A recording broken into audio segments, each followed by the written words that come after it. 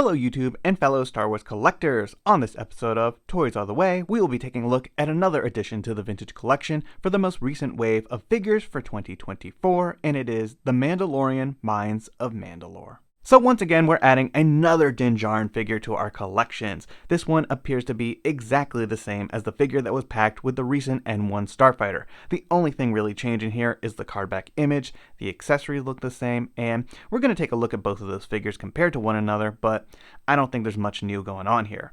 I personally would like to see an upgraded Din Djarin in the vintage collection. He needs the new style barbell hips. I also think his shoulder armor could use the treatment that we're seeing on all of our new figures with the soft plastic to not really hinder any of his articulation, but that's just my personal opinion. But with that being said, let's take a closer look at the card and figure. Taking a look at our vintage style packaging, we have the Star Wars and Mandalorian logo placed nicely up top, followed by an orange name pill color, the Mandalorian Mines of Mandalore.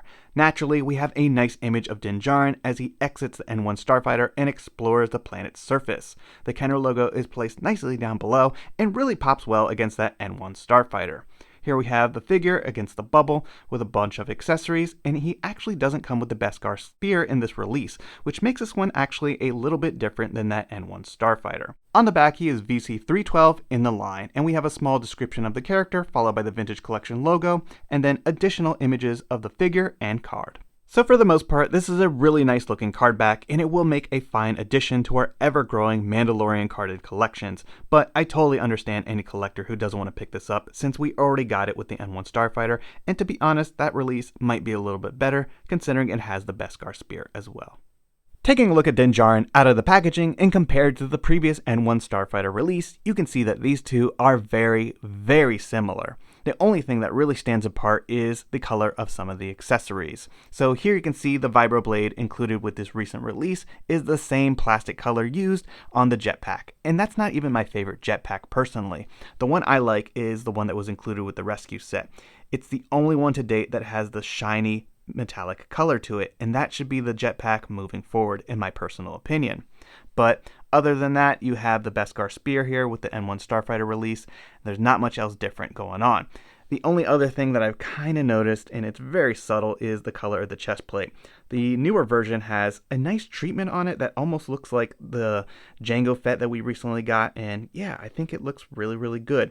And maybe it was my previous sample with the N1 Starfighter, but there's just something about it that looks a little dull.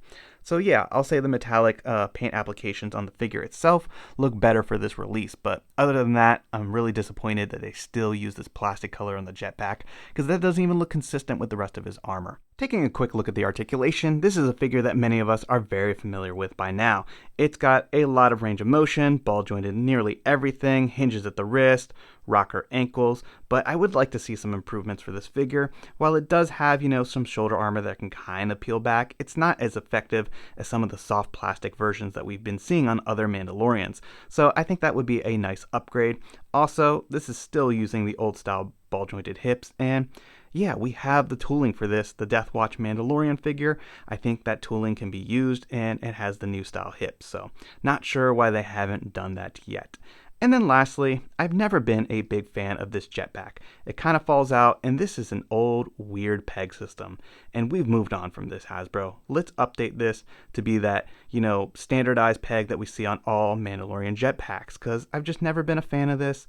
It's kind of awkward, and then when you drape his cape the correct way over his shoulder like that, it's just, I don't know, kind of interferes. So I would definitely like to see those improvements moving forward for a very definitive Din Djarin.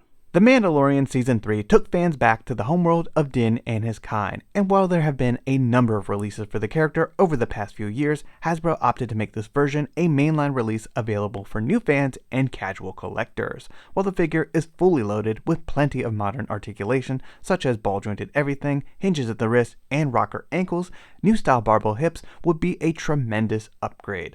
Additionally, we have some wonderful engineering for the shoulder armor and jetpack seen on many of our newer Mandalorian characters, and Din Djarin would certainly benefit from these features as well. But I'm not too sure if the community is ready for another repetitive release. I hope you've enjoyed this video and taking a look at this recent addition to the vintage collection, the Mandalorian Mines of Mandalore. Feel free to let me know your thoughts in the comments down below. And don't forget to drop a like on this video and subscribe if you're new to the channel. It really helps and is always greatly appreciated. Thanks everyone, and may the Force be with you.